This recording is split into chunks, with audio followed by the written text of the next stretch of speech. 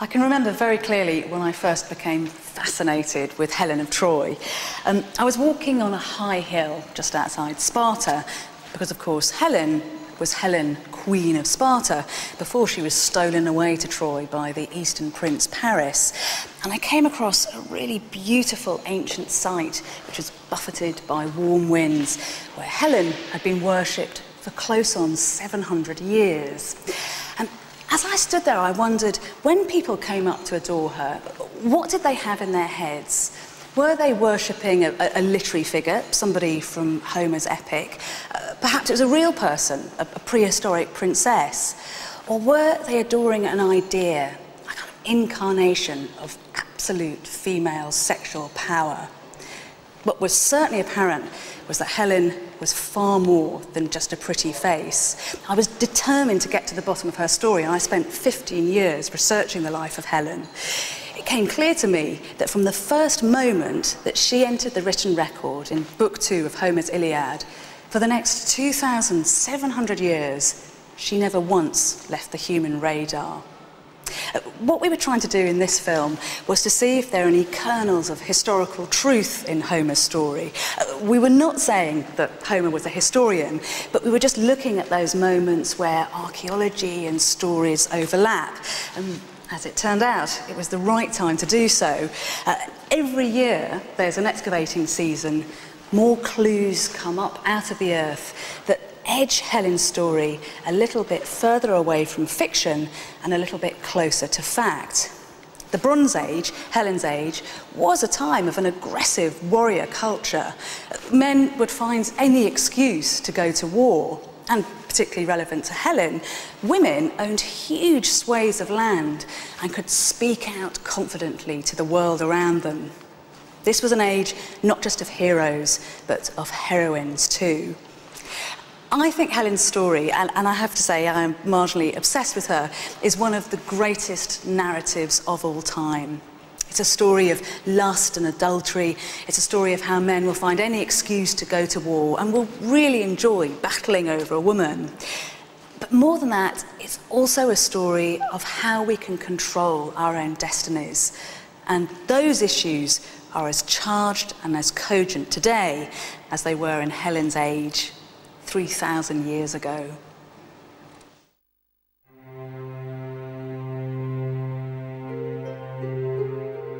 She's been called the most beautiful woman on earth.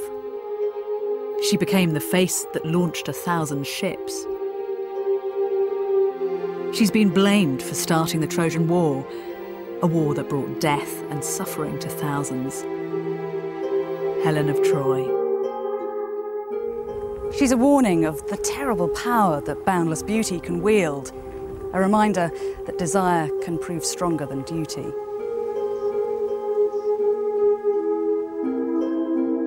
It's the oldest story of them all. Boy meets girl, girl meets boy. Boy and girl get into big trouble. Lots of boys fight over the girl, and the good guy wins out in the end. It's no surprise it's been lapped up down the centuries. It's the perfect male fantasy. Helen is exquisite, and she's an exquisite agent of extermination. Helen's story is important and irresistible because it deals with that strange and worrying combination of pleasure and pain, sex and violence, love and hate. But it's also not just a story. Helen and the Trojan War have become epic and iconic, but if you look at them closely, they're very human. The drama starts with a messy love affair, and it ends up in a bloody and disastrous conflict.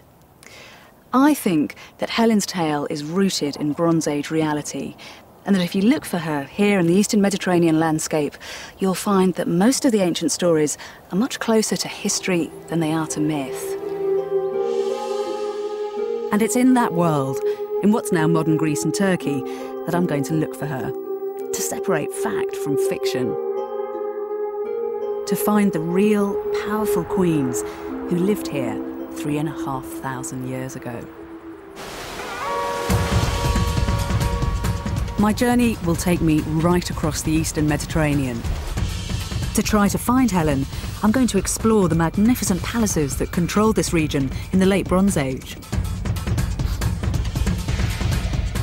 I'll discover the mysterious cult centres that placed women at the heart of religious power. I'll follow Helen's journey, looking again at the myths that have helped create her image through the ages, investigating the wars that were fought in her name. I'll be looking for clues in archaeology, manuscripts and art, searching for that hidden Helen, one of the real prehistoric queens who inhabited this rich and savage time.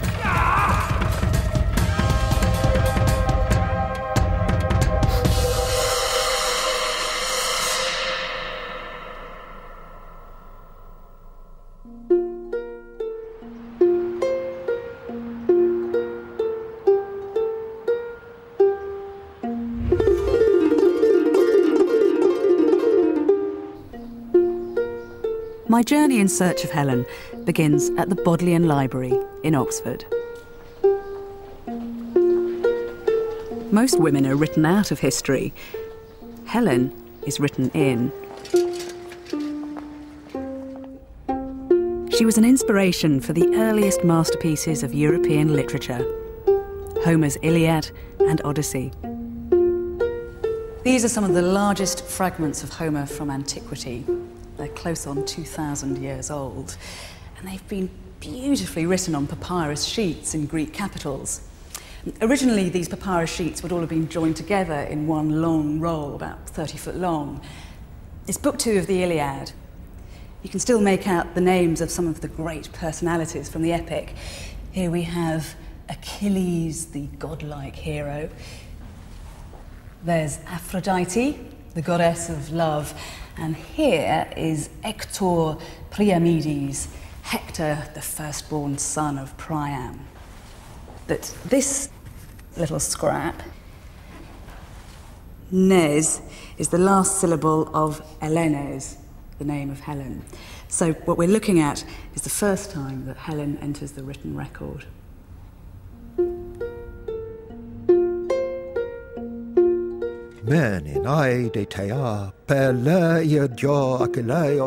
Sing, goddess of the wrath of Achilles, that fatal wrath which caused the immeasurable anguish of the Achaeans and sent the strong souls of heroes to Hades. These poems tell how the Trojan and Greek heroes fought a long and bloody battle over Helen, all stirred up by the deities on Mount Olympus. They were written down in about 700 BC, but transmit a much older story, based on actual conflicts that took place at least 500 years earlier, in what came to be known as the Age of Heroes.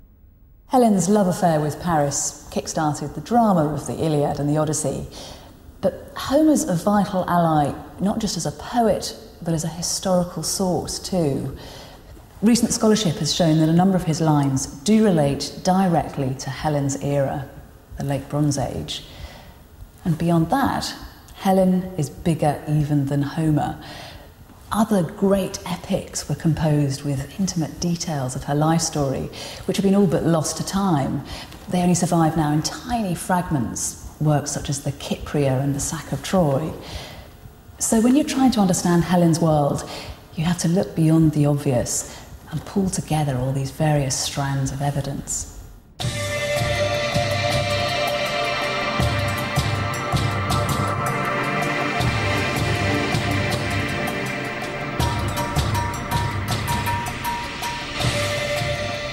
I've been studying Helen for many years, and here in Athens, there's plenty of evidence of the myths associated with her.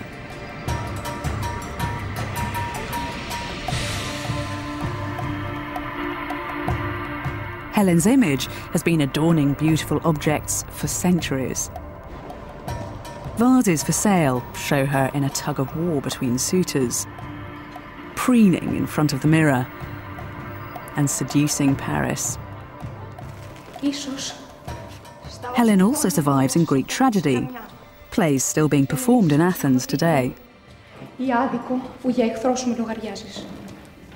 On stage, she's portrayed as either manipulative and destructive, or a mere pawn of the gods, a weapon of Aphrodite, the goddess of love.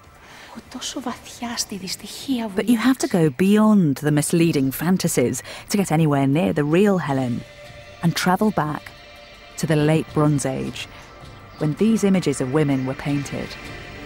As yet, we have no physical proof that a woman called Eleni lived in a glittering Greek palace 3,500 years ago. But what we do have is a trail left by rich and desirable Bronze Age aristocrats who travelled right across the Eastern Mediterranean. And when you follow that trail, you'll find not just heroes, but heroines. These aren't pretty little creatures wafting around in diaphanous robes in front of classically fluted columns. If Helen lived, she lived as a prehistoric princess, right at the heart of a turbulent prehistoric world. Helen's more than a simple object of beauty, so you have to wipe from your mind these pictures of her, all this romantic imagery, which is all, without exception, a fantasy, all made up. What I'm looking for are the real queens who lived in the late Bronze Age, in the 13th century BC, the age which produced these vital clues.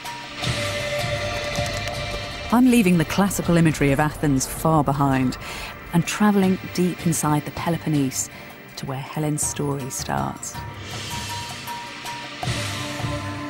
3,500 years ago, the Peloponnese was home to the powerful Mycenaean civilization, whose tentacles reached from Crete to Croatia, from the Turkish coast to Sicily. This is an epic setting for Helen's story and for one of the most influential civilizations in the European Bronze Age. And the city that gave its name to the whole civilization is Mycenae.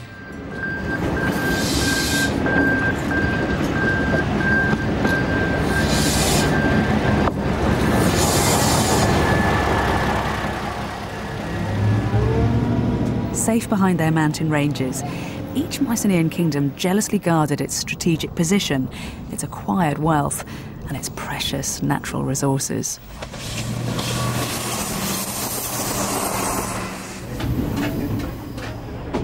What's at a real premium around here is flat, fertile farmland.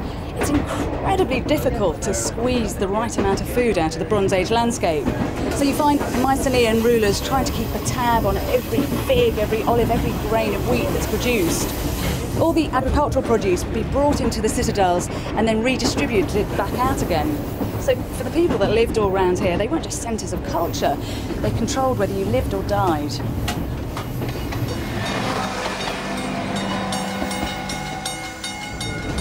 Across the Greek mainland, Mycenaean centres show striking similarities. Because Mycenae is the best preserved, this is where I should be able to get the clearest picture of the place of women in the Bronze Age.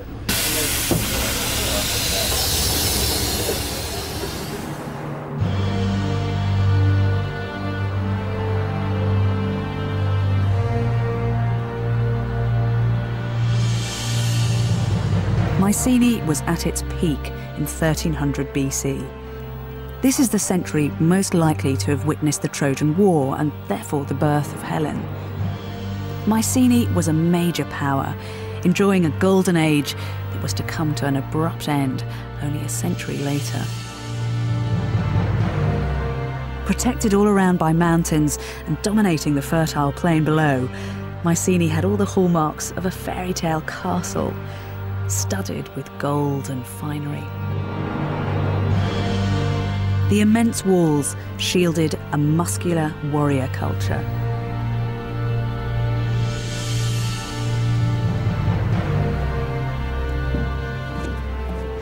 Head for the top of the citadel and you'll reach the centre of power.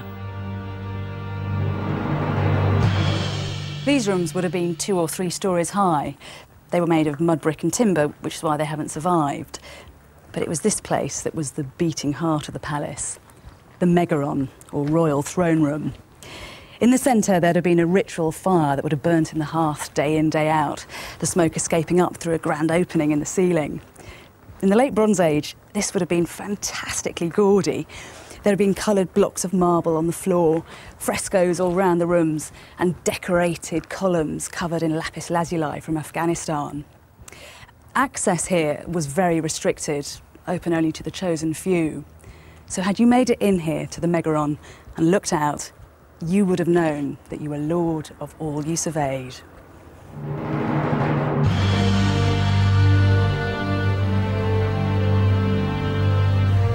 A high-born woman like Helen would have been part of this Mycenaean elite. One of the aristocrats who enjoyed the riches of the palaces. And who lavished wealth on weapons and war gear. This ornate dagger was found in a tomb, as was this warrior vase. No expense was spared in persuading guests and enemies alike of military might and fabulous prosperity. But this is far from the complete picture. It's easy to concentrate on the bullish, macho aspects of the Mycenaean warrior society. But it wasn't all blood and guts. If you look at some of their artefacts, it's clear that they were capable of very subtle feeling. This little trio has been delicately carved out of ivory. It's used as an important research tool to discover exactly what Mycenaean women wore. But when you're close up to it, you can feel that it's resonant with tenderness. The women are draped around each other and one of them's caressing the other's forearm. And that child, it could be a boy or a girl, is leaning heavily on their lap, doing that childlike thing of taking up as much space as is physically possible. It's a touching human image of Mycenaean society, a reminder that these monumental ruins were occupied by heroines as well as heroes. I want to explore this city and unravel the mysteries of the influential and sophisticated women hidden behind its walls.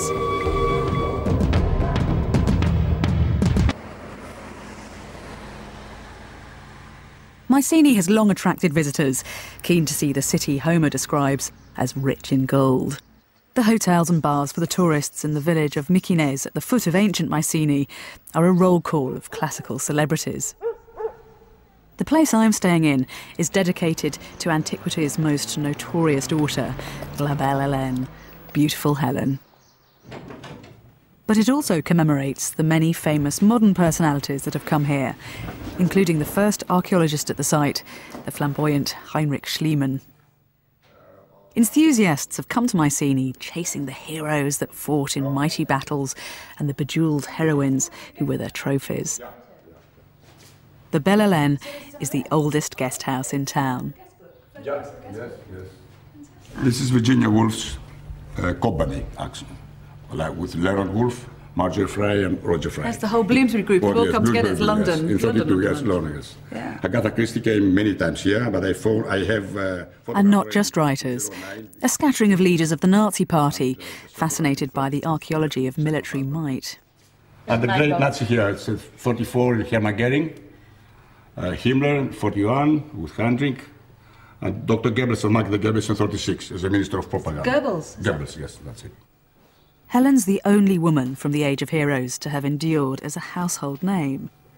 But the danger for all visitors here is that you can easily forget about the real people behind the dramatic archaeology and the later romantic imagery.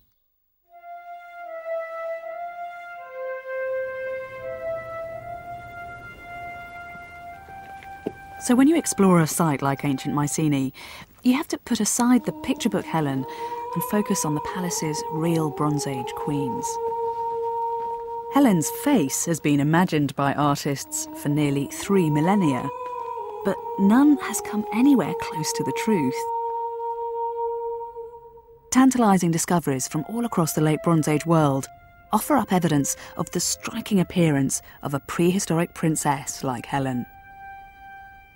These ancient frescoes depict women in detail, their jewellery, hairstyles and makeup. But the most vivid portrayal of a woman is this one. We don't know exactly who she was, but since she was found in a religious complex, it seems she was both an idol and an ideal. Archaeologist Diana Wardle specialises in Mycenaean dress and personal adornment.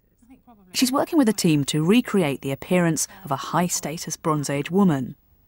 This is the closest that we can get to seeing what a late Bronze Age Helen would have looked like. Now, Sophia is beautifully dark, and the ladies on the walls of the Mycenaean citadels are always dark, but Helen's nearly always described as golden. So what do you think is going on there? A difficult one. Maybe her skin was naturally golden, and if she wasn't dressed up like this all the time, you would describe her as naturally golden. And in Greece, golden or lighter is usually just a very much lighter, dark colour. It's almost as if she's glittering. I mean, you would kind of covered in the gold jewellery as they were. She would certainly glitter a lot, yes. Yeah. She would glitter a great deal. She's always described as having white skin, gleaming like milk or like a pearl. But do you think this is what's actually going on, that she's a Mycenaean woman who's having her face painted white? I think it's very likely that her face is being painted white and that she's going to look unnatural and perhaps even masked. So what would they have been using in the late Bronze Age to do that? Oh, white lead, which is a horrible compound to be using. They can't be putting it on every day because your skin just wouldn't stand it. Well, you'd die. You could put it on every day, but you would die. They would have looked extraordinary, the women, once they'd got this whole panoply on. They look grotesque, I think, or even clown-like. Almost like puppets. Is that the purpose? Is the purpose to remove the person and produce the mask so that you've got a persona, not an individual behind the mask? So you're acting as a priest, you're acting as a divinity, perhaps. You're acting a part. Frescoes show women with different hairstyles. Some of them have shaven heads, but others have twisted and snake-like coils of hair, all of which make a Bronze Age Helen seem even more otherworldly. If Helen looked like anything, this is what she'd have looked like in the palace. Yes, it's not exactly a face to launch 1,000 ships, is it? Well, you never know. For a late Bronze Age Paris, might have been just the thing. It could be. She'd have made some impact. She'd have made a big impact, wouldn't she?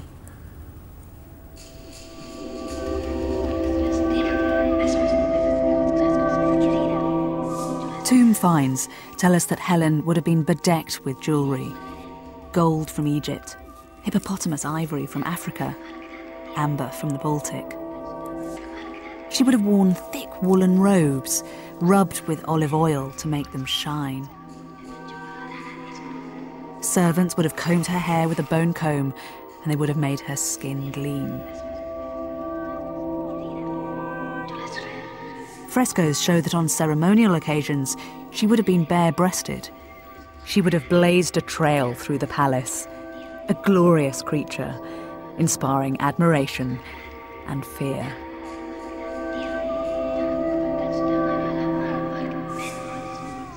This is pre-history, where images speak louder than words. So a thing or person of exceptional beauty would have had real worth. As for daily life of high-born men and women of the late Bronze Age, we know a surprising amount because of basic written records kept by the Mycenaeans.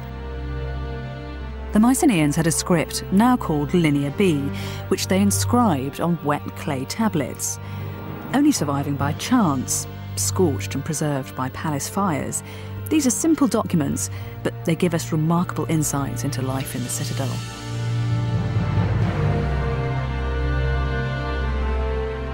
They tell of a rigidly hierarchical society where men took senior political roles.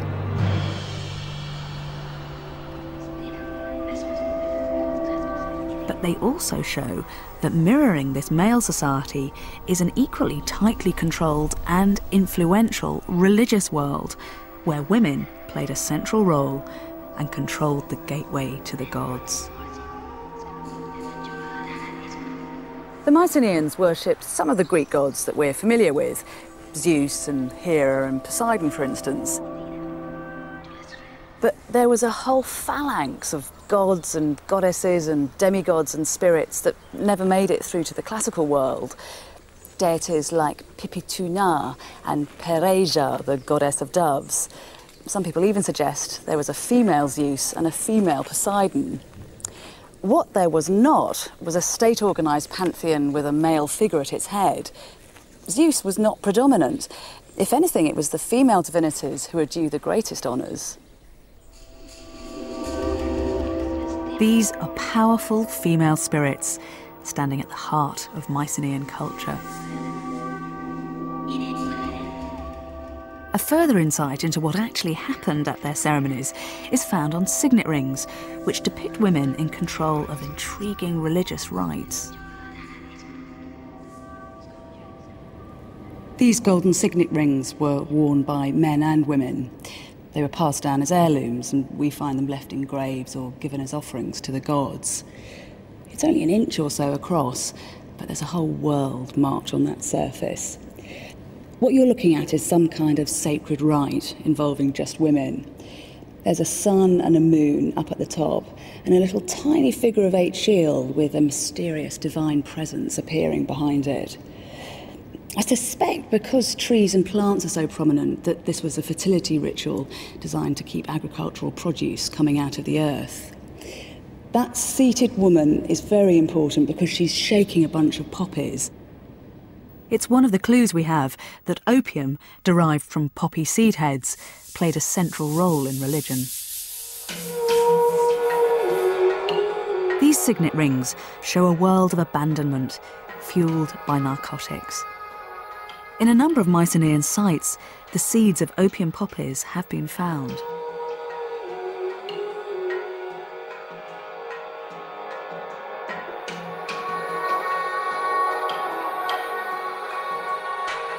These rites reveal women who aren't weak or decorative, but powerful and significant.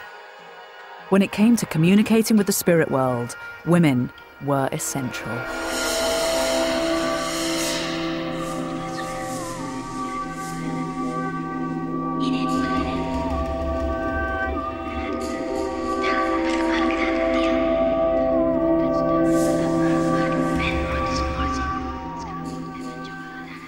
If you'd come to worship at the temple, then these are the kind of idols that you'd have come across.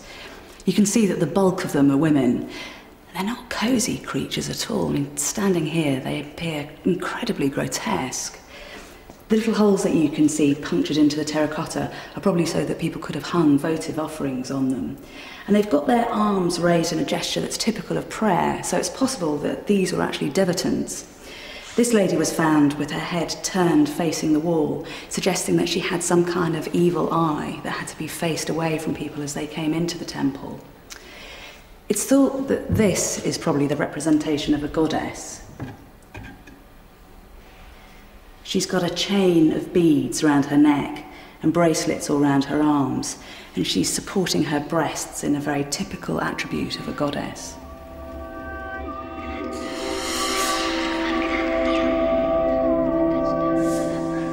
To find out more about these enigmatic female characters, I'm now heading to the heart of religion in Mycenae, the cult centre, which is still being excavated. This is where those figures were found.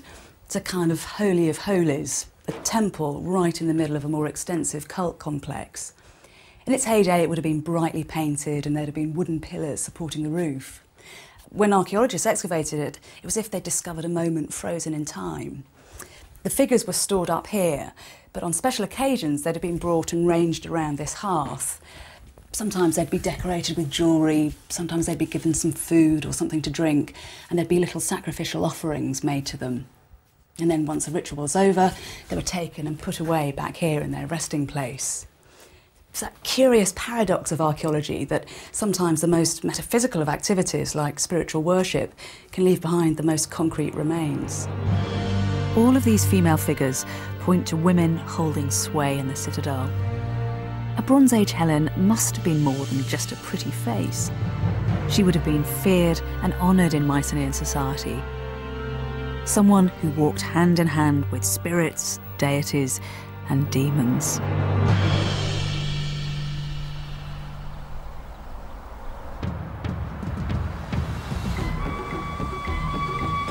The best evidence for life in the Greek Bronze Age comes from Mycenae. But in the myths, Helen was said to have been born in Sparta. Although there aren't such impressive remains there, Helen certainly left her mark in Sparta down the ages.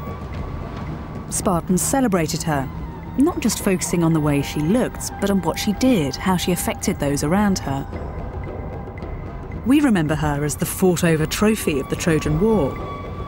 But in other tales told by the ancients, her story was already inextricably linked with sex and violence. It was said that her intimate association with brutality went right back to her conception.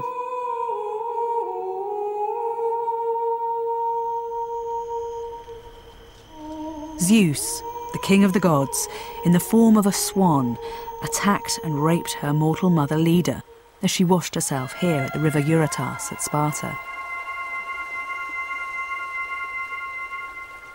And this was to be the location for another defining moment in the myths associated with Helen. The Greeks told stories of how Helen would come here to the banks of the river Eurotas to dance all night with other young girls. Centuries later, these dances were restaged in some kind of an attempt to capture the spirit of Helen, and we still have fragments of the poetry that the girls sang to each other.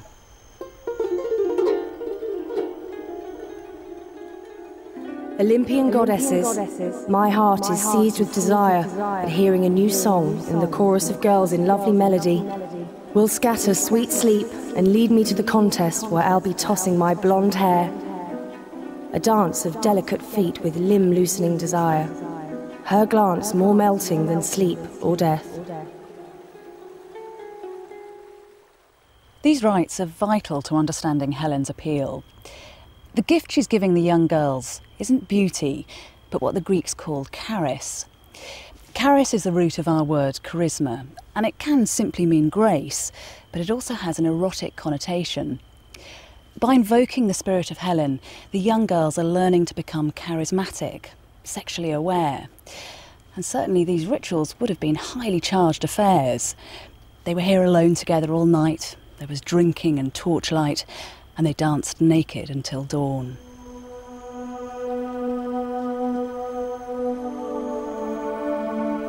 But this commemoration was more than just exuberant dancing. It recalled an horrific and symbolic moment in Helen's life. According to the myths, it was while Helen was dancing on the riverbank that, like her mother, she was attacked and raped. The perpetrator was Theseus, king of Athens. Helen was a girl. He was 70 years old. Theseus was prowling through the reeds when he spotted Helen. Once he'd seen her, he didn't care about the other girls. He only had eyes for the Spartan princess. That's what Helen does to people. She makes them yearn and long for her. One ancient author said that Theseus, amidst all the blessings that he had, thought that life wasn't worth living unless he could enjoy her. A brutal conception, and then attacked on the riverbank, Helen would, from here on in, always be linked with passion and pain. She'd begun her career as an irresistible prize and a creator of conflict.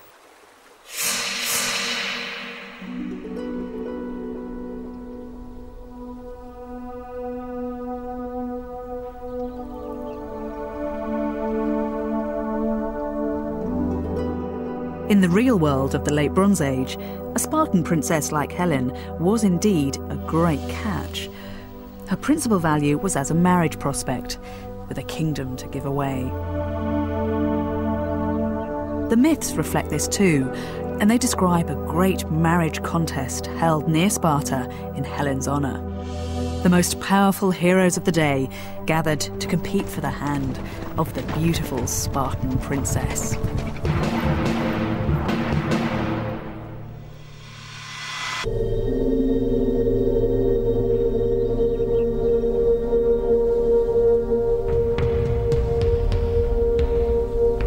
In some accounts, Helen's eager suitors gathered here at Amyclae.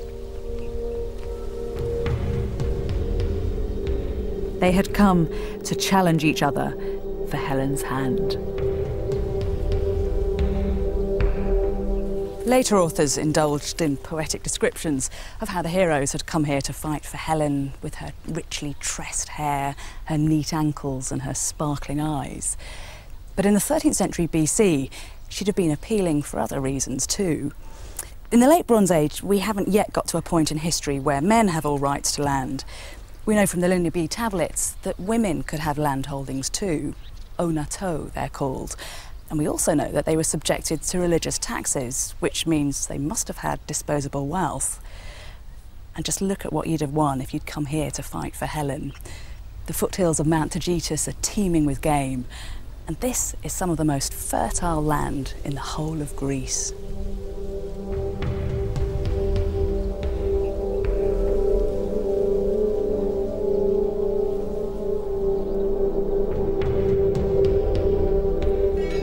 Marrying for love was a low priority for these suitors. They'd arrived for the chance to improve their lot and to display their physical prowess.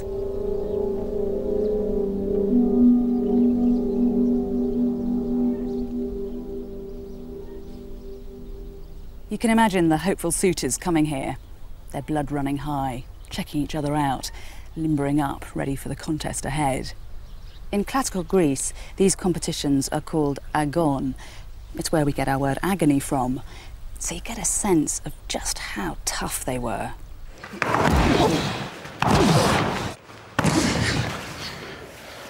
As for the range of sports that would have taken place at a grand event like Helen's marriage contest, there is good evidence from the Bronze Age. A fresco from Thera depicts two young men boxing.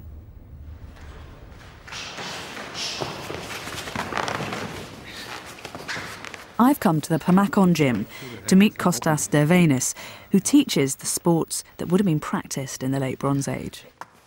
What's the objective here? What are they trying to do? The objective is to try to make one or the other submit. You know, it goes on and on. It's like a game of chess, and finally one person will get tired or make a mistake that the other person can't escape from and be forced to tap out. No one really gets hurt. I mean, it's not, the point is not to injure the other party, it's to make him give up.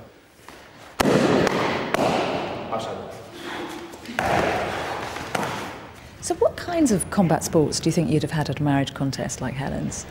Well, they most certainly did the submission wrestling because that was the basis of their close quarter combat skills. They might have done some boxing.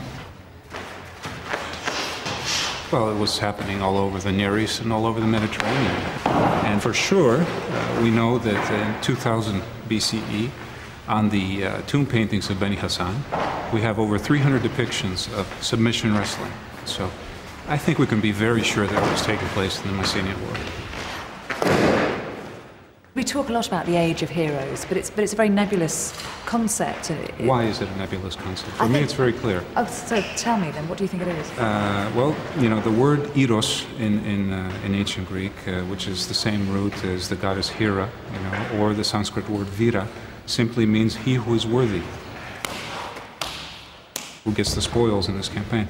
Well, it's obviously the one who contributes most to acquiring these things. There was very little pretension in their lives. You know, when they traded, they traded. When they got married, they got married. When they fought, they fought. I mean, it was a more vital time. You've obviously thought a lot about Helen. Mm-hmm. What does she mean to you? Well, I once spent an entire summer looking for Helen in the areas where she lived in the Peloponnese, in the company of my wife, actually. And the reason I'm saying that is because I think even today, every Greek man is still in love with Helen. At Helen's marriage games, the heroes wrestled and boxed in vain. In the end, it came down to spending power.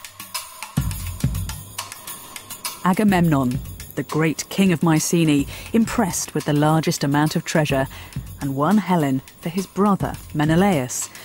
The poor guy needed Big Brother's wealth to get the girl. So Helen and Menelaus were to be united, bringing together two of the strongest dynasties in the region. In the 3rd century BC, the poet Theocritus describes 12 Spartan girls commemorating Helen's last night of freedom. Under a plane tree near Sparta, 12 virgins recreated the last few hours before Helen married Menelaus. Once again, they were alone together. They danced around the tree, and then tipping up a silver flask, they smothered the bark in olive oil, inscribing a message: "Revere me, I am Helen's tree." We shall be the first to plat for you a wreath of ground-loving clover to hang on a shady plane tree. And we shall be the first to make an offering of gleaming oil, dripped from our silver flasks, under that plane tree's shade. In its bark, we shall cut these words that passers-by may read its message. Respect me, I am Helen's tree. Helen's beauty is described as being like the dawn, like the return of spring after winter. It's all very idyllic and sensual, but you get the impression that what is being remembered are Helen's happier days before she becomes Menelaus's trophy wife.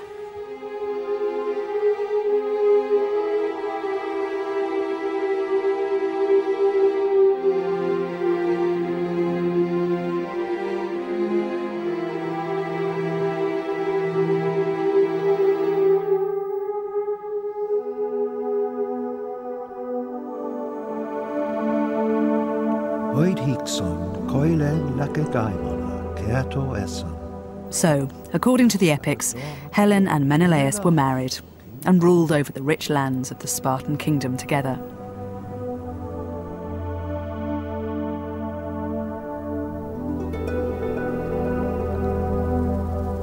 As to where a real Bronze Age queen of Sparta like Helen would have lived, the location of her palace has always been a matter for debate.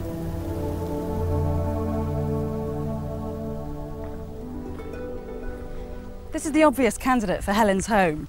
It's a series of late Bronze Age remains up above Sparta, and it's on a fortified hill, just as the Mycenaeans liked it. But it's baffled archaeologists for years, because it's just so small. You can hardly describe that as a mansion, let alone a palace. But new research seems to have solved the mystery. These are just basement storage depots. 3,000 years ago, this would have been an entire palatial complex. It's right up on the summit, so it's particularly prone to erosion. And what seems to have happened is that the glittering palace of the King and Queen of Sparta has simply dropped off the edge.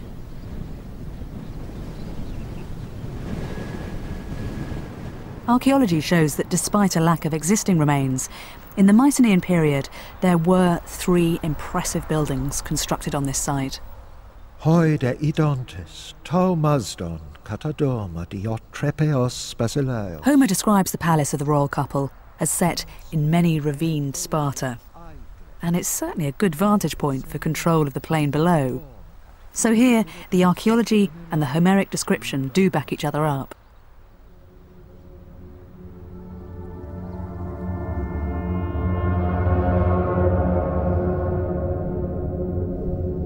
Life for Menelaus and Helen may be going as planned in their comfortable home in Sparta, but speeding through the white-topped seas of the Aegean is a visitor from a faraway land who will turn both their lives upside down.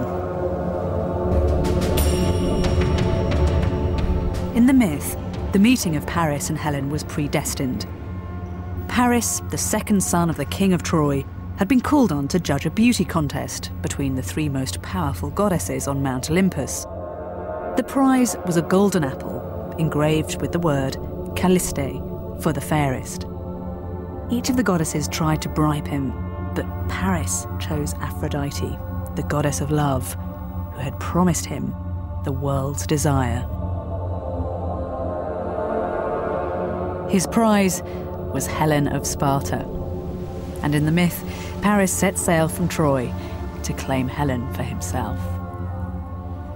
So here he is, Paris, frozen at the moment that he hands Aphrodite the golden apple and chooses her as the fairest of the goddesses. And in return, she promises him Helen. What people often forget about him is that he too was supposed to be perfectly beautiful. Our Prince of Beauty, says Homer, with his glistening love locks. But in the Iliad, he's a bit of a peacock, too proud of his physique, too keen on the girls. This statue was made in the 4th century BC, and it's very romantic. But I'm afraid to say a Trojan prince of the 13th century BC would have looked nothing like this. He'd have had long hair and earrings in his ears and be draped all round in amulets. A bit more of a medallion man. But he is beautiful, and he knows it. And it's this delectable creature who, according to mythology, arrives in Sparta at the court of Menelaus and Helen.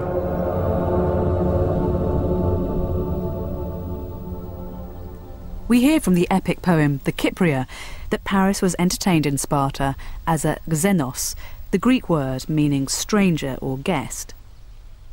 This title guaranteed safety to a foreign envoy. But to secure this status, anyone on foreign business from the Late Bronze Age onwards would have had to arrive with gifts of goodwill to present to the court. The rulers of the Late Bronze Age world showered each other with gifts. Chestloads, boatloads of treasure exchanged hands. On the face of it, this was simply a way of keeping each other sweet and proving who had the deepest pockets to dig into. But there was also a hidden agenda. This was a world before codified international law. So by orchestrating a complicated etiquette around gift-giving and guest-host relations, the Bronze Age world could come to a common understanding. And if you breached the unwritten rules of that international convention, then you were in big trouble. It seems that Paris barely had time to pay his respects to the King of Sparta when we're told that Menelaus hurriedly and unexpectedly set sail for Crete to attend to a family funeral. His queen was left to offer appropriate entertainment to the foreign visitor. But Paris and Helen had no thought for international etiquette.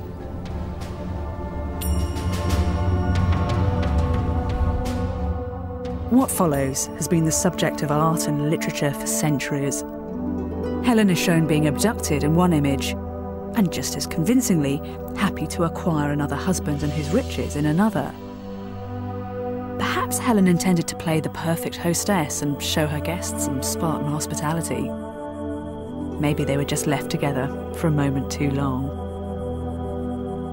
So who hovered on whose doorway? Who, in fact, stole whom? It's a key moment in the story, and it's at this point that you make your judgment of Helen. Either she's a victim, or she's a harlot, or she's simply an independent woman. Homer certainly never suggests that she was seized by force. She follows Paris, he says. Sappho's interesting too, because she seems to suggest it was Helen's call. It's worth taking note of Sappho because she's a rare surviving female voice from the ancient world. Helen, the woman who by far surpassed all others in her beauty, left her husband, the best of men behind, and sailed far away to Troy. She didn't spare a single thought for her child nor for her dear parents, but the goddess of love led her astray to desire. There's no hint of an abduction here. If anything, Sappho's saying that Paris is Helen's plaything, not vice versa. Sappho's scenario gives Helen the upper hand, but it didn't prove to be an enduring take on events. As the story gets retold down the centuries, one version of it becomes increasingly popular: that Helen was forcibly abducted. But I tell you, when you come here to the Spartan citadel, which would have been incredibly heavily fortified in the Bronze Age, there is no way that an outsider like Paris would have been able to steal away the Spartan queen against her will. If Helen and Paris went to Troy, it would have been with some collusion on Helen's part.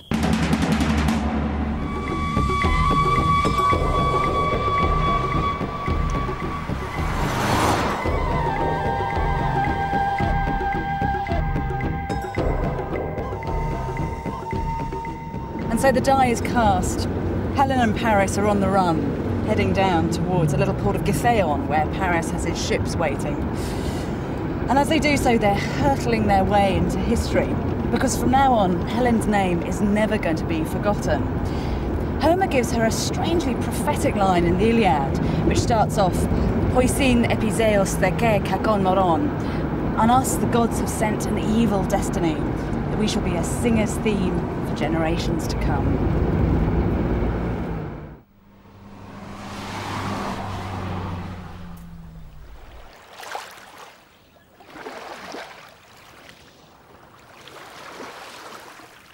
Once they'd found their ships, Paris and Helen decamped to an island nearby, Cranae. Today, a causeway connects it to the mainland. It's a tiny place, populated only by fishermen and occasional day trippers.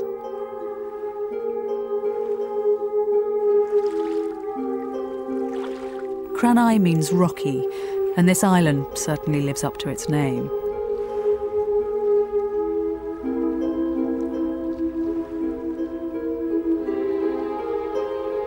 The lovers would have known that the retaliations would soon begin, not least because Paris had loaded up his ships with Spartan treasure.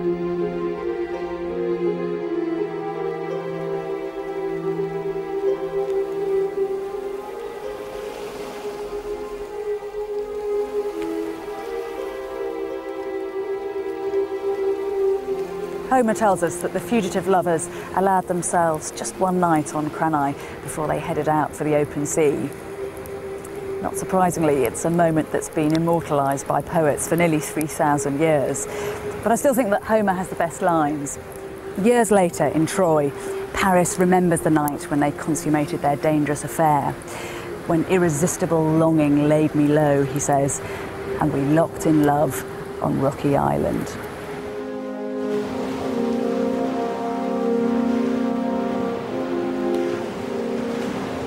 Their immediate future was as fugitives on the open sea. Ahead lay Troy. What fate would await them there?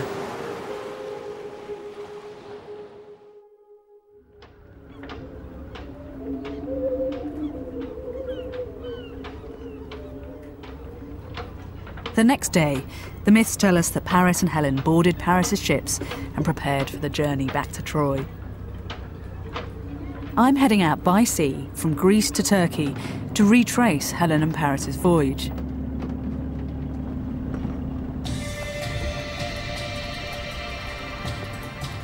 We'll be sailing through the islands dotted across the eastern Mediterranean to Troy, which is on the coast of modern-day Turkey.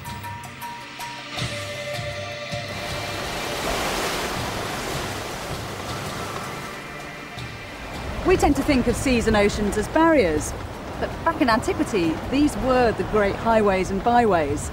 Homer even calls them the sea's foaming lanes. So had you been travelling on a stretch of water like this, you'd have seen little skiffs hugging the coastline, smaller sailing boats with just a few oars, and then the grand galleys owned by the aristocrats of the day. And crisscrossing these waters, there would indeed have been female aristocrats like Helen. Women who, as we've seen, enjoyed influence and standing in their homelands. But now I'm leaving Greek waters, heading for the Turkish coast, to Troy, where Helen's story reaches its dramatic climax. She may have been born Helen of Sparta, but she would be remembered as Helen of Troy, always associated with the blood to be shed there in her name.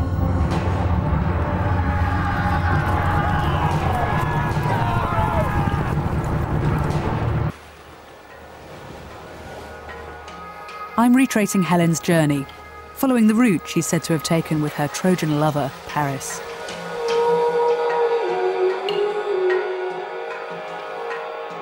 Ahead of me, in what is now Turkey, lies the city that has come to dominate Helen's story, Troy.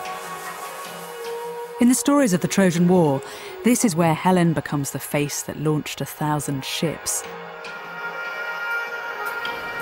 A huge Greek fleet sails to Troy ready to fight for her return, eventually triumphing by tricking their way into the city, hiding elite troops inside a giant wooden horse.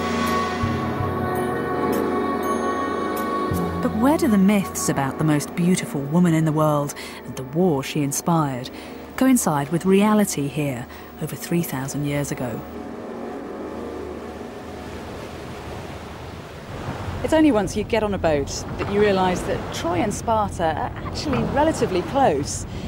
There's a fragment from one of the lost epics called the Kypria that says it took just 3 days for Paris and Helen to make their journey. That's pretty optimistic for a Bronze Age boat, although they could just about have done it if they'd had perfect sailing conditions. Now we imagine the world divided into east and west, but for prehistoric populations, that concept would have been incomprehensible. There was no invisible line dividing Europe and Asia, over which travellers like Paris and Helen would have crossed. This was simply a fractious theatre of power, with the Aegean Sea at its centre. There was plenty to provoke conflict.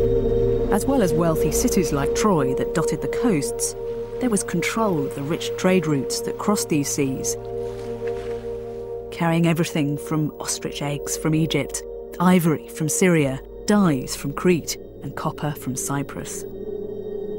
It isn't a coincidence that Homer associated Helen's story so closely with this particular region, where trade and aggression ran hand in hand.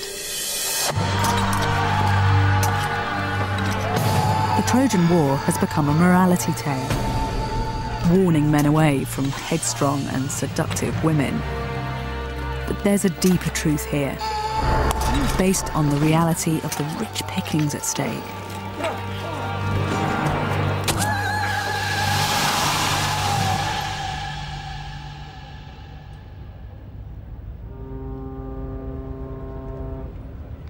You can get a good idea of what a valuable prize Troy was here at Çanakkale, the nearest modern Turkish harbour, just 12 miles from the archaeological site of Troy.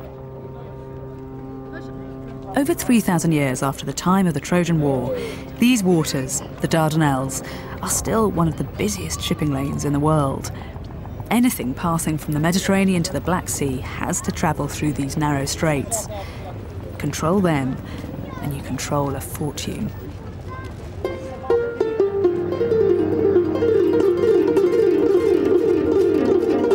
Nearby Troy was perfectly placed to exploit the potential value of this setting.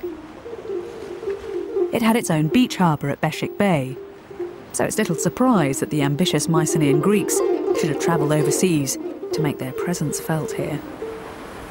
Back in the 13th century BC, this is where any ship coming to Troy would have beached. The bay would have curved much further inland back then, and that headland afforded real protection against the tricky winds and currents that you start to get once you move from the Aegean up to the Dardanelles. Because it was such a perfect spot to stop, this was a favoured port of call for vessels from all over the eastern Mediterranean. So had Helen stepped down a gangplank onto these sands 3,000 years ago, she'd have come to a place full of the sounds and smells of exotic lands.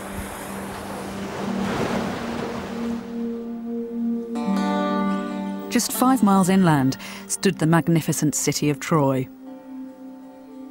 The citadel crowned a small hill, commanding the fertile plain and seaways from behind its massive walls.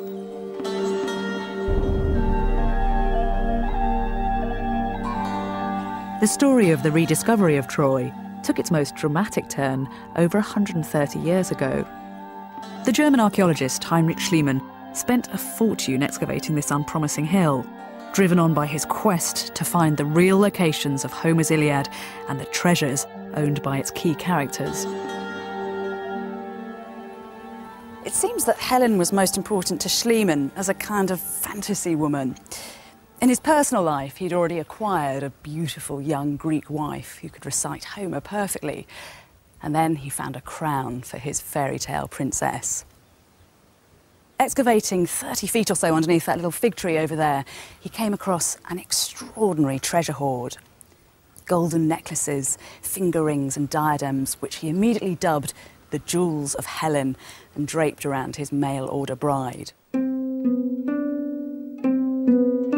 Schliemann got his young wife to pose in the ancient jewels, but he was hardly recreating Helen. Poor Sophie's allure fell well short of history's greatest beauty. And to add further insult, it was later realised that this was all a nonsense. These jewels would have been worn by a woman living 1,200 years earlier than any real Helen. But in truth, Schliemann was underwhelmed by what he found. The site just seemed too small to be King Priam's city. When I first came here 20 years ago, it was actually pretty disappointing. Very hard to imagine that this could ever have been Priam's glorious citadel. But archaeologists have been excavating here every summer since then, and they now realise that the site is a full 15 times larger than they previously thought. This was a jewel in the region. Before Helen's age, this mud brick palace had already been standing for 1,000 years.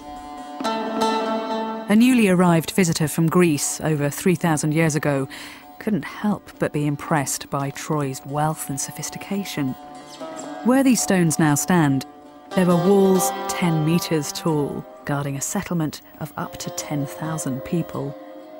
Archaeologists have found evidence for visitors and produce coming here from all over the eastern Mediterranean. These striped pots unearthed in Troy showed direct contact with the Mycenaeans. There's even evidence for settlers from Greece. A whole Mycenaean graveyard has been found near the coast.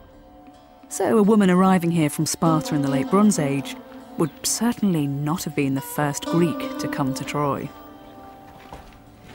Whether she came as Paris's bride or as his whore, Helen now belonged to Troy. Had you been walking down here back in the 13th century BC, you'd have been joined by a whole stream of women making their way to the citadel. Contemporary evidence tells us that these courts had giant harems with a very strict hierarchy. There was the first wife, secondary wives, freeborn concubines called heir-surtout, and then below that, a whole rank of women who were captives, basically little more than sex slaves. So women, often themselves the spoils of war, formed part of the lucrative trade coming and going through these gates.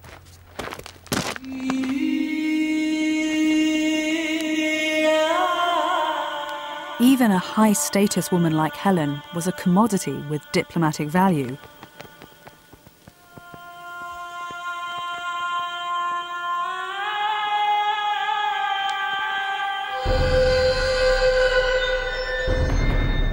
Because Troy has been levelled and then reoccupied so many times down the centuries, as you walk through the ruins, it's hard to get a sense of the remarkable dynamism of the Late Bronze Age city. But travel beyond the Dardanelles and you'll find its 21st century equivalent. Istanbul.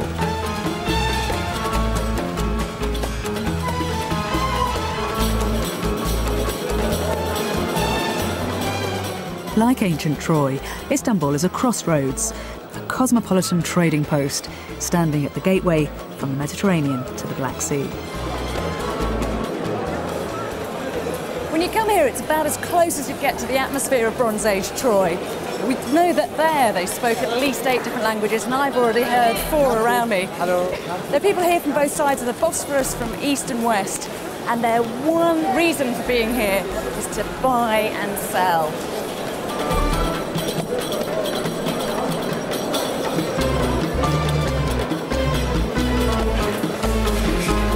The city is full of produce from all over the world, from local specialities to some luxuries that would have been for sale in the markets of the Late Bronze Age.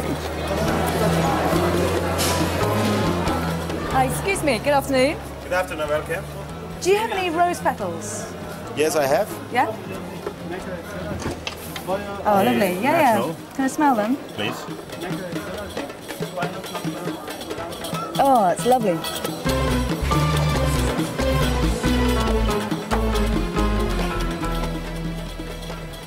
We know from Linear B tablets and fresco evidence that the Mycenaeans traded in coriander and cumin and rose petals and saffron. It's lovely stuff that was worth its weight in gold. Only women were allowed to pick this. But what's really surprising is the quantities that they're trading in. It's almost as if the Mycenaean aristocrats wanted to scent mark their territories. They were proving in some way that they had the time and money to make themselves smell sweet. So when Homer talks about Helen dressed in fragrant robes and lying asleep in scented rooms, it probably wasn't just poetic imagination. As a rich trading centre, the Trojans were hardly without friends, or at least commanding neighbours who wanted a piece of the economic and political action. Lying to the east was the enormous Hittite Empire that dominated much of the area right down to the frontier with Egyptian territories. On the edge of all of this was Troy, known in the Late Bronze Age as Wilusa, sandwiched between the worlds of the Hittites and to the west, the Mycenaeans. No written records have survived in Troy, But their neighbours, the Hittites, were great bureaucrats. And as a superpower, the Hittites were intimately involved in the life of the wealthy maritime city of Troy. Their records allow us a glimpse of Trojan life and politics. This is a lovely little piece of evidence that shows how strong the ties were between the Hittites and the Trojans. It's a personal treaty between the king of Troy, Alexander, and the king of the Hittites, Muwatalli II. Basically, it's a pact of non-aggression, but it also sets down the dynamic of the relationship between the two. The king of the Hittites, Muwatalli, thunders, "If I write to you, Alexander, take charge of infantry and chariots. Send them to my aid immediately." It's very clear who has the upper hand here. Muwatalli carries on. "If you, Alexander, transgress the words that stand on this tablet, then the 1,000 gods of the Hittites shall eradicate you, your wife, your sons, your lands, your cities, your threshing floor, your fields, your cattle, your sheep. But if you observe these words, you shall thrive in the hand of my majesty." It's only a little thing, but it shouts loud and clear. The Hittites of muscle. You have to keep on the right side of them.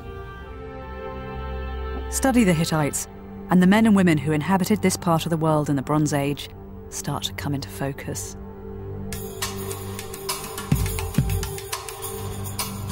I'm heading to the Hittite capital, Hattusha. It lies over 500 miles to the east, in the high heartlands of Anatolia.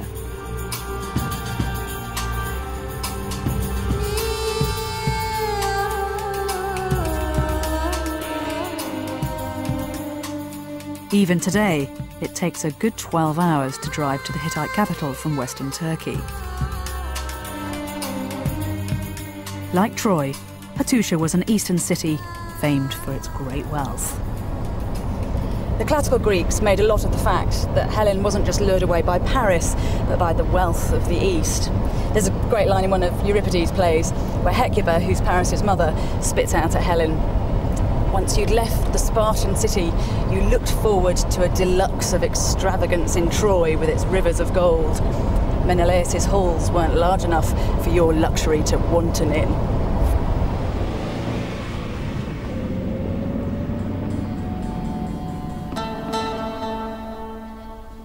The classical writers weren't exaggerating. The trail I'm following brings me this far east because here it's uniquely possible to glimpse the material wealth and far-reaching influence that some women enjoyed at the time of Helen.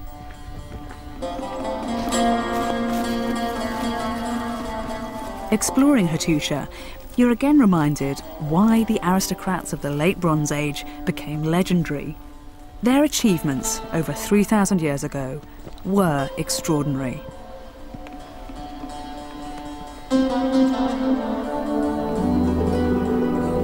This spectacular rampart is over 30 metres tall and 250 metres across. It's a magnificent display of royal authority, both to inhabitants and visitors alike. Like everything here, entry was carefully controlled. This corridor is called Yekapi, which means the gateway into the earth. And it actually tunnels right up through the rampart. It runs well over 60 metres. Had you come here 3,000 years ago, it would have been a lot brighter because the floor would have been painted white.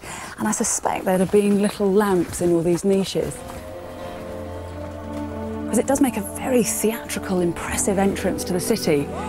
It's almost as if you're moving from one world into another.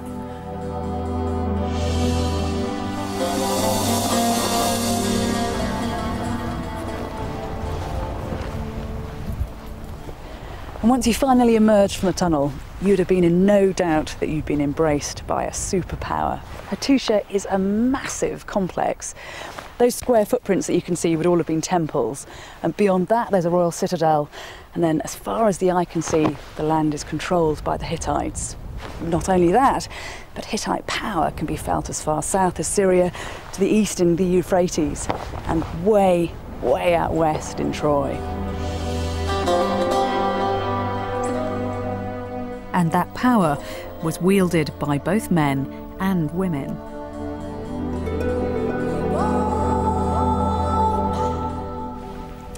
It's a real treat to be holding this, considering it was last used over 3,000 years ago. This is an imprint of a seal of King Hattusili III and Queen Puddaheppa. You can see her names written down here phonetically, Puddaheppa. It was actually quite common for kings and queens to share seals, and for aristocratic women to have a degree of independence from their consorts. But Puddaheppa pushes things that bit further. She has her own seal, and through sheer force of character becomes one of the movers and shakers of the Late Bronze Age. Some of the Hittite queen's correspondence, with her personal seal attached, still survives. It shows that she could face down the mightiest rulers of the region.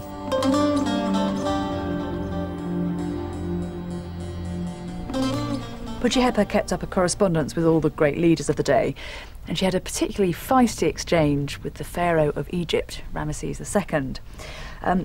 He was complaining that she hadn't sent her daughter to be married off to one of the Egyptians in the court, and she replies, "I cannot give my daughter to you right now because, as you well know, the treasure house of Hatti has been burnt out, i.e. she can't send her daughter because she hasn't got a dowry to go with her." But then Puddaheppa can't resist adding in a little jibe. "Does my brother possess nothing at all? Only if the son of the sun god, the son of the storm god, and the sea have nothing, do you have nothing. Yet, my brother, you seek to enrich yourself at my expense? That is worthy of neither your reputation nor your status." She's clearly a woman who knows how to stick up for herself.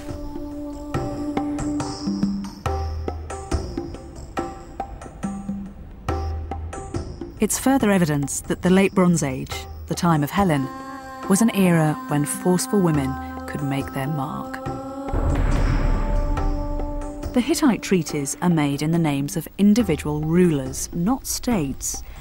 They bear this out as a period when individual leaders could control the fate of vast populations. So this was an age of heroes and of heroines.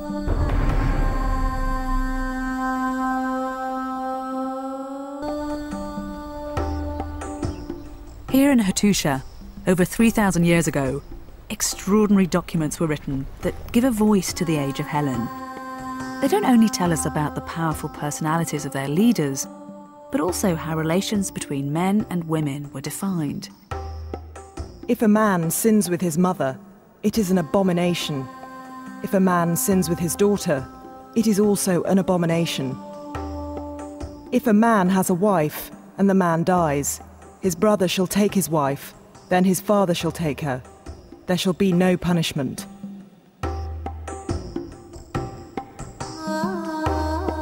Hittite laws frequently cover the breakdown of family relations and questions of sexual consent, just the sort of issues at the heart of the story of Helen and Paris.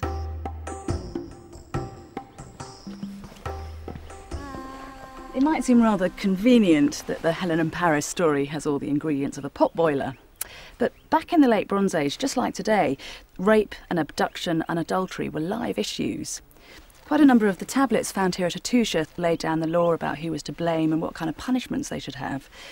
For instance, one reads, "If a man seizes a woman in the mountains, it is the man's offence, and he shall die.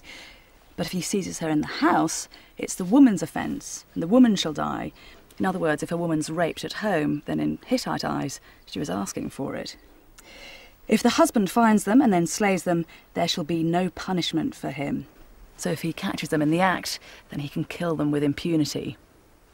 Mind you, things were never quite the same again, because if you were a cuckold, it seems that you dropped an entire social rank.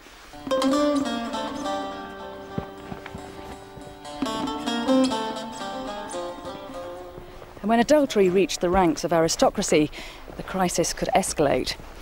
In one particular case, the Hittites had to be brought in to cool down two states who were at the brink of war because of the behaviour of a princess. A royal bride had been sent to the young king of Ugarit. Things didn't quite go to plan. It seems that she had a love affair when she got to the court and she was sent back home in disgrace. But then her husband demanded her return, presumably to execute her. The two states didn't actually end up fighting, but clearly this kind of a problem could have international significance. And so the behaviour of a woman like Helen in the Late Bronze Age could spark serious diplomatic incidents. The Hittite records even give us clues about strife over Troy. In one of the letters from Hattusha to a king of the Mycenaean Greeks, we have direct evidence that there were hostilities over Troy itself. It's only a passing reference, little more than a line, but it speaks volumes. In that matter of Wilusa, Troy, over which we were at enmity, the king of the Hittites has changed his mind, and we are now friends. A war is wrong for us. There is no question that in the Late Bronze Age, there was some kind of a conflict over Troy. As more Hittite texts are translated, it's becoming increasingly clear that parts of Homer ring true, that his stories are rooted firmly in the Late Bronze Age. I think Homer's recalling a series of conflicts over Troy, as evidenced by the Hittite tablets, and he's spun them into one story centred around Helen. In this world, the dubious behaviour of a highborn woman would have been a valid excuse to start a war, especially when the prize was a city as valuable as Troy.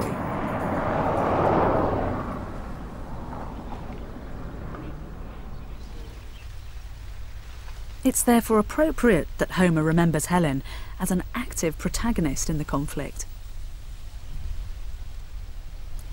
When Helen's at Troy, we hear that she spent a great deal of her time weaving a giant tapestry, such a rich dark purple, it was the colour of congealed blood.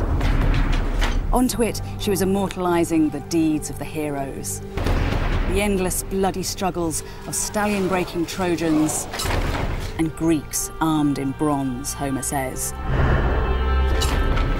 Bronze Age women did weave, but I think Homer's telling us something different here. This is Helen's story. She's in charge. It's Helen who's pulling together the threads of all these men's lives. Homer composed the epic of Helen and the Trojan War 400 years after the event. But he was drawing on a bardic tradition of storytelling that had been repeating the epic stories down through the centuries. So some of Homer's lines do correspond directly with late Bronze Age archaeological evidence, such as the description of armoury that had disappeared by Homer's era. Odysseus, for instance, is described as wearing a helmet like this, thickly covered in boar's tusks, typical of those actually excavated from Mycenaean sites. So you sometimes have accurate military detail, heightened by dramatic poetry. Autorepe cosmeten hab hegemones sinicastoi, Troes men clanget en opet isan. The Trojan squadrons advanced with a clamour of weapons and shouting voices. Wave upon wave, like birds rising before the face of heaven, promising evil strife to their foe. Ai dadisan sige many up neontes akaioi. But the Greeks came on in silence, breathing fury, resolved to stand shoulder to shoulder.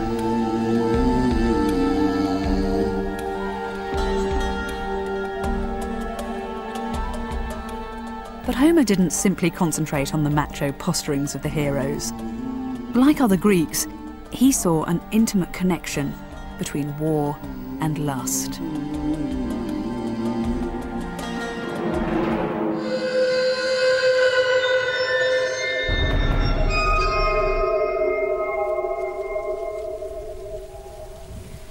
We think of sex and violence as distinct entities, but for the Greeks, they were two sides to the same coin, two primordial urges that brought a great deal of trouble to mankind. It's easier to understand the relationship between the two when you remember how the Greeks regarded Eros. For them, Eros was not yet Cupid, a sweet little thing fluttering across Valentine cards, but a rangy, malevolent boy who invaded body and soul, grinding down your resolve to a powder. Like Cupid, Eros did have arrows, but his arrows were tipped with a burning poison, and you were just as likely to find him on the battlefield as you were in bed. Before they went to war, Spartan soldiers would sacrifice to Eros, and Homer uses the word megnumi to describe engagement both in the act of sex and the act of war. For the Greeks, there was no dividing line between the lust for love and the lust for blood.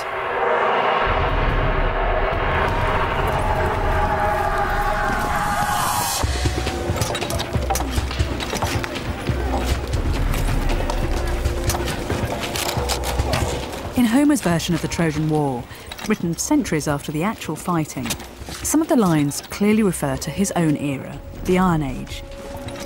For instance, he describes all the fighting as taking place on foot, whereas in the late Bronze Age, the real time of the Trojan War, one weapon in particular was supreme on the battlefield: the chariot. The time of Helen abounds with images of chariots at war. This was the high-status weapon.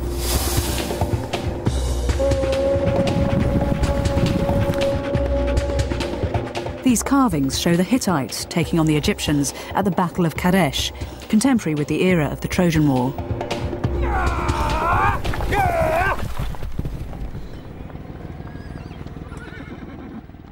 To investigate whether this really was fighting fit for the Mycenaean and Trojan heroes, an Ajax or a Hector, we've brought accurate replica late Bronze Age chariots back to the plains of Troy. Mike Loades, an expert in ancient weapons, has trained horses he's hired from local gypsies to pull them. Usually these animals pull farm carts, but today they're war horses. They've got a lot to live up to. The Hittites wrote extensively about how to get a horse into peak condition. I'm very glad to see you're grooming, because the Hittites were very keen on their horse care, weren't they? Well, I mean, Kekule. Yeah. Kekule of the Mitanni wrote this wonderful text, which really, I mean, it pays a lot of attention to grooming techniques and really calculated feeding regimes to get them to peak fitness. Yeah. I'm not sure how fit these are. Well, you know, one day they would go so many miles and then they would rest, and then the next day they would have certain things to eat, and then they would do so many miles trotting, so many miles galloping, and so building up, just like an athlete, building up peak fitness, and these would have been superb equine athletes.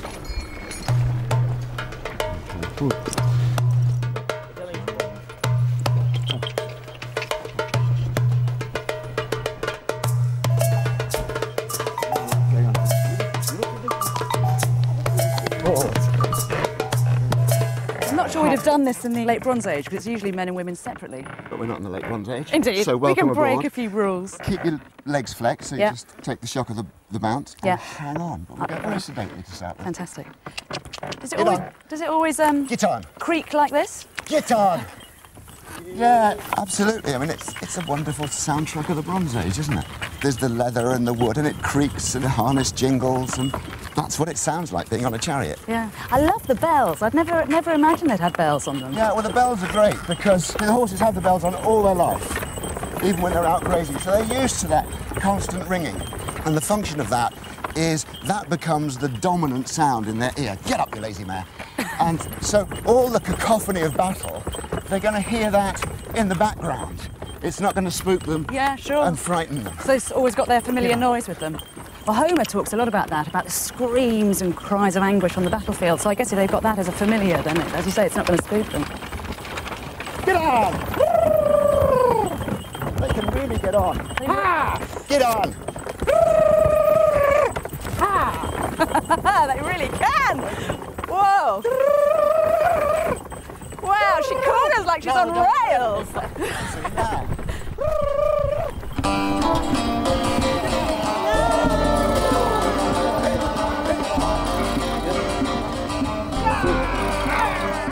Composing in the Iron Age, Homer describes chariots as little more than battle taxes, dropping off his heroes to do the real fighting on foot.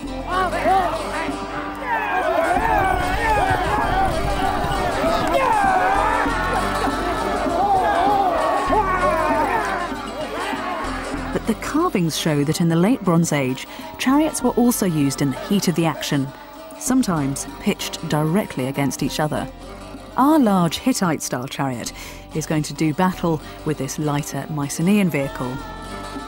So this is the Greek chariot, is it? Yeah. Because, I mean, the traditional view is that the Mycenaeans wouldn't have used them for warfare, that they'd have just used them for taxes.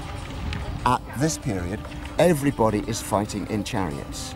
And if the Mycenaeans have come over here to fight on this chariot country, I mean, this is chariot country. Yeah, exactly. They wouldn't have So if had a they're going to take them on, chance, and we know they had chariots, they're going to use them.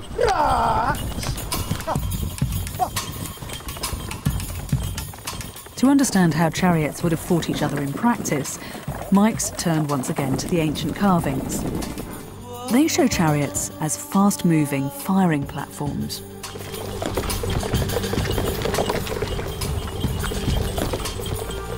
the great thing about the chariot as a mobile missile platform is it can take the archer where he needs to be, and then he can start picking off the enemy. You can get really quite good accuracy, even over this terrain. And of course, I could have been shooting at the horses.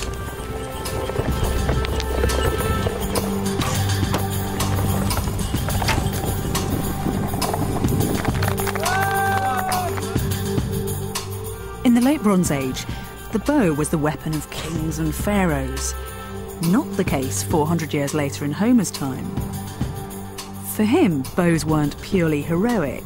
Instead, they were often the weapon of the coward, killing at long range. For example, he puts a bow into the hands of Paris to kill unbeatable Achilles. And in the Iron Age, this grand chariot warfare was nearly all gone as well.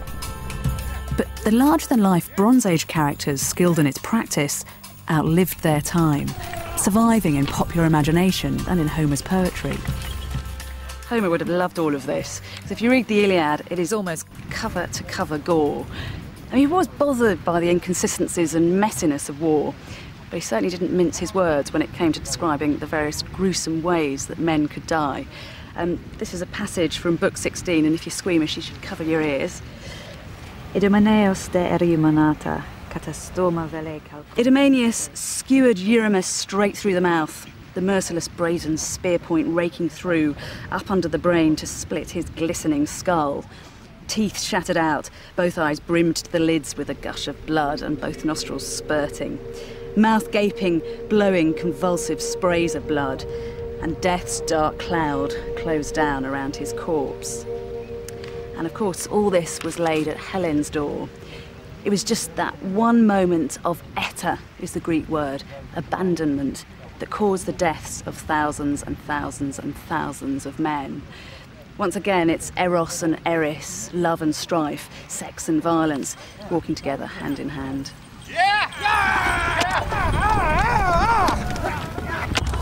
Homer has latched on to an oral tradition where heroes fought, where people made their name. Chariot warfare is spectacular. It is show-offy. It is glamorous. So it is the sort of thing they would do here on this theatre. Yeah. If you're fighting warfare like this, people are going to make their names, names that will last forever. Many of the most dramatic scenes in Homer involve heroic single combat. In one of the most famous episodes in the Iliad, Homer tells how Paris agrees to take on Helen's aggrieved husband Menelaus in full view of the city. Helen's sitting in her rooms, but Iris, the messenger of the gods, calls her out. "You can't miss this," she says. "Your two husbands are fighting to the death over you." And as she walks onto the walls, King Priam asks her to pick out the Greek heroes. "There's wily Odysseus," she says. "There's Ajax, he's a giant of a man. There's red-haired Menelaus." And as she stands up here in full view of everyone, she's a prize for Greeks and Trojans alike. The old men of Troy start to gossip, whispering in their dry voices like cicadas. "Ah, there she goes," they say. "Now I understand why we're suffering such agony. What beauty, terrible beauty." We've only got Homer's word for all of that. But if you come to Troy, the archaeology fits. I'm standing on the ramparts of the Royal Citadel. Just below me there, that pile of stones is a late Bronze Age gate which has been blocked in at some point. Behind that, there's the edges of the town, and then just beyond, a broad, flat plain. Travel west and you hit Beshik Bay, where Greek ships beached.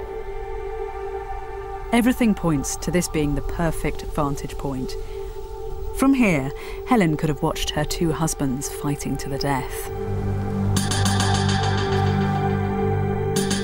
Homer recounts it as classic heroic single combat, heavy with ritual. First of all, the battleground is marked out. The two fighters draw lots, and Paris hurls the first spear. It pierces Menelaus' shield, but doesn't wound him. He then throws, but now Paris' shield holds firm. Then the fighting becomes less ordered, less honourable. Helen's first husband grabs Paris by the helmet and drags him back to his comrades. The Greeks are going to hack Paris to death. Yet once again, where there's violence, sex is never far away. Homer brings the goddess of love, Aphrodite, back into the story. She covers the battlefield in mist, releases the forlorn Paris, and spirits him back to safety in Troy. But Aphrodite hasn't finished yet. She leaves Paris stretched out languidly on his bed and goes to fetch Helen, forcing her to pay homage with aphrodisia, the things of sex. But Helen doesn't want to sleep with Paris. She's embarrassed by him. He's dishonoured her. She tries to resist him. She tries to fight Aphrodite. But you can't take on the goddess of love and win. The more Helen pours scorn on Paris, the more she provokes him, the more lustful he becomes. It's one of the most erotic moments in the Iliad. But come, Paris says, never as longing for you overwhelmed me so. He led the way to the bed. His wife went with him. And now, while the two made love in the large carved bed, Menelaus stalked like a wild beast up and down the lines. Where could he catch a glimpse of magnificent Paris?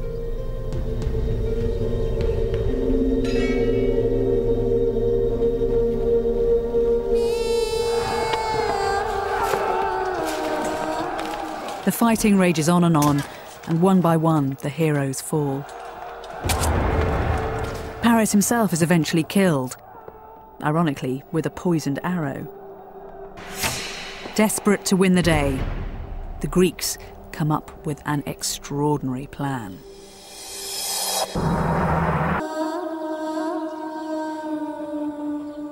If there really was a Trojan horse, it certainly didn't look like this one at Troy today. It's hard to imagine anyone hiding troops in here. The Trojan horse has become an icon of the war and of the superiority of Greek brain over Trojan brawn.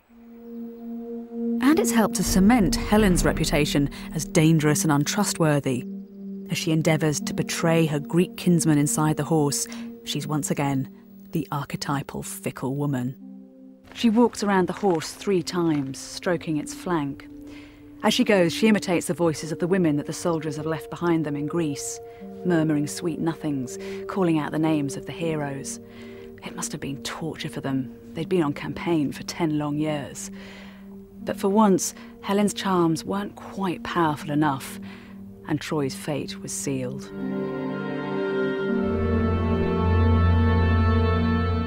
As the city slept, the Greek heroes crept out and threw open the gates.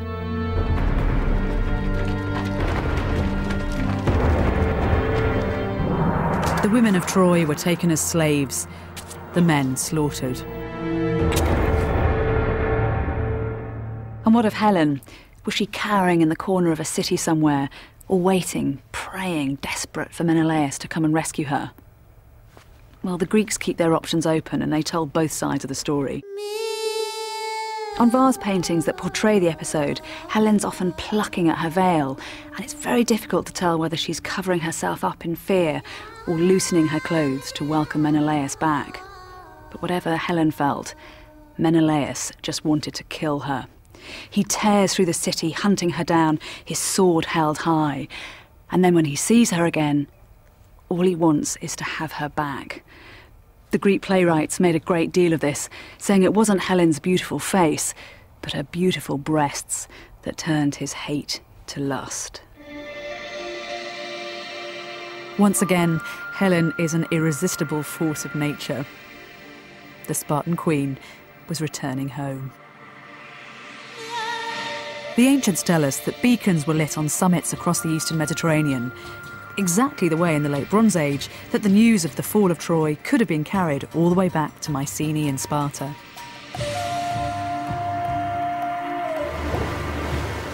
Meanwhile, Helen and Menelaus were taking a slower route home by sea. When they travel back to Sparta, they take with them many glittering treasures to decorate their palace. And one of the gifts that Helen is given is a golden spindle.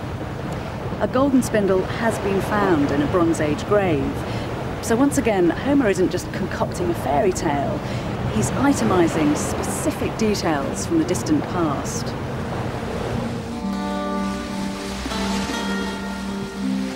Helen and Menelaus eventually return to their palace, high above the Spartan plain.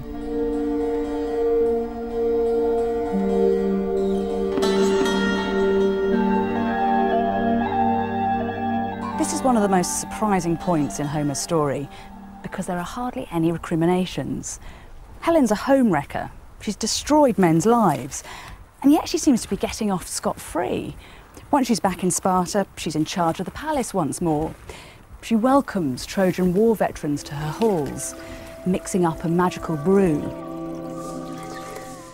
Into the potion, she slips drugs that will make them forget everything, soothing away the pain of the psychological and physical wounds that she has caused. She might be playing the good wife, but she's still a sorceress.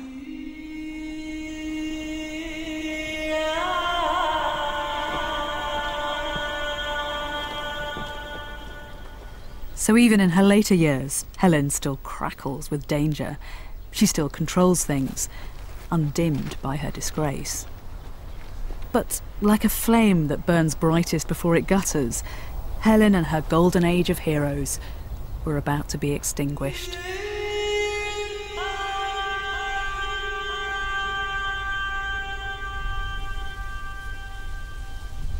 Archaeologists have discovered that shortly after the period of the Trojan War, around about 1200 BC, the civilizations of the Eastern Mediterranean all suffered major catastrophes.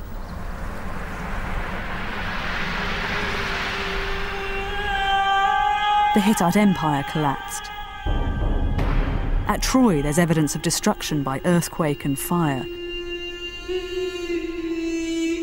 And in Mycenae, the figures in the cult centre were stowed away, and the palace appears to have gone up in flames. The Dark Ages had come to Greece.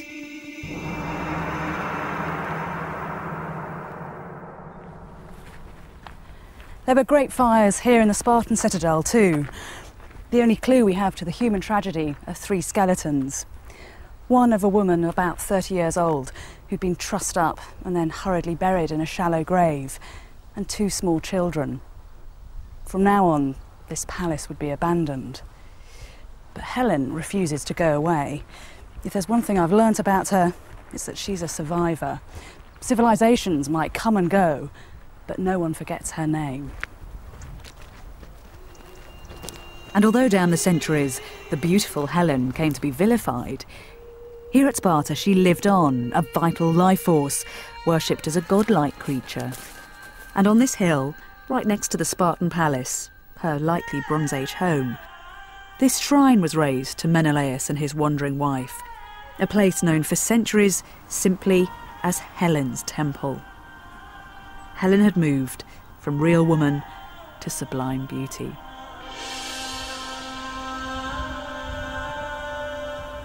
There had been a small wooden idol of Helen up here, and men and women would have come to pay their devotions to their dynamic heroine. They left her gifts and made sacrifices in her name. Archaeologists have found a little perfume jar inscribed to her and a flesh hook used for hanging sacrificial meat. It's Helen who's given the honour of what has to be one of the most spectacular locations in the whole of Greece.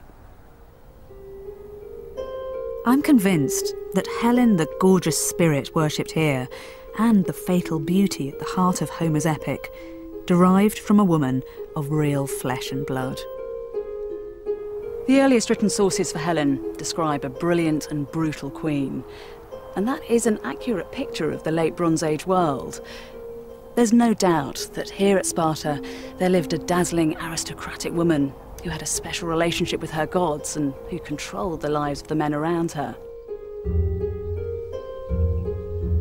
A figure of such power and allure couldn't be allowed to fade from history. She'd inspired desires, fantasies, and fears for millennia. Throughout my journey, I've seen that Helen, as one of the most famous women of all time, has been perpetually hijacked for the purposes of both men and women. Homer made her the excuse for war, her abduction justifying the death of thousands, a dangerous ally of the gods. In Greek plays, she's an effortless manipulator, the cause of hatred between East and West. Right through history, she's been an object lesson in women as victims, sometimes passively, sometimes as rape fantasy. At other times, she's the skilled seductress, the powerful woman able to control men to suit her will. But women revered her for her potency and beauty. Spartan girls rode chariots in her honour and danced by the river to recall her coming of age and marriage, hoping to catch some of her charisma and sexual power. From Greece to Hollywood, Helen the myth endures. But what of the Bronze Age Helen, the Spartan queen who lived in the Peloponnese over 3,000 years ago? With her palace obliterated, no evidence has ever been found for a tomb of Helen. But we do know how a Mycenaean aristocrat of Helen's status would have been buried. Magnificent tombs of the late Bronze Age have been excavated across the Peloponnese. A Spartan queen would probably have been buried in one of these vast man-made caverns. It's still easy to imagine that echoing cacophony as official mourners extolled the dead.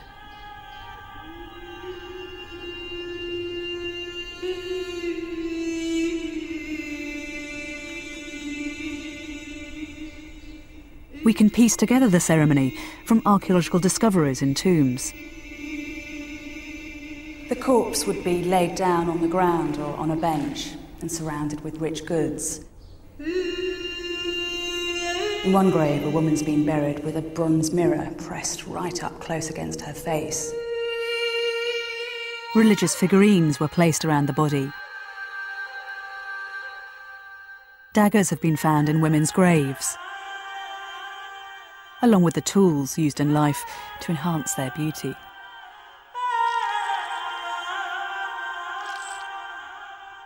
The corpse was finally covered in a shroud, decorated with gold.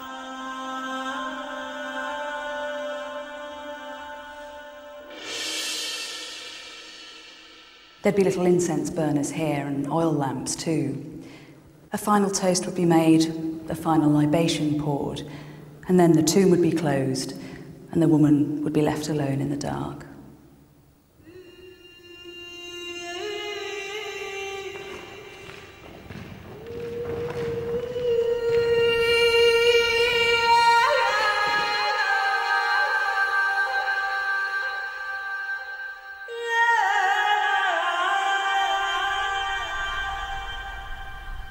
Because the late Bronze Age tombs of the King and Queen of Sparta have disappeared, we will never find Helen's body. And so it seems her prophecy from the Iliad, that she has an evil destiny to be a singer's theme for generations to come, will always be fulfilled. Until we've seen Helen as a dry, dusty corpse, a sad, flawed mortal, we will never stop fantasizing about her, never stop blaming her for being the most beautiful woman in the world.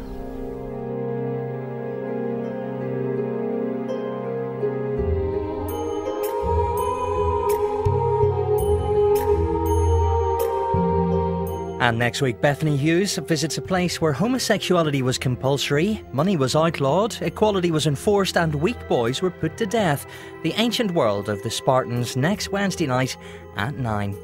Next tonight, though, when it comes to wedding presents, they don't come much better than a castle, as we're about to find out with the Time Team.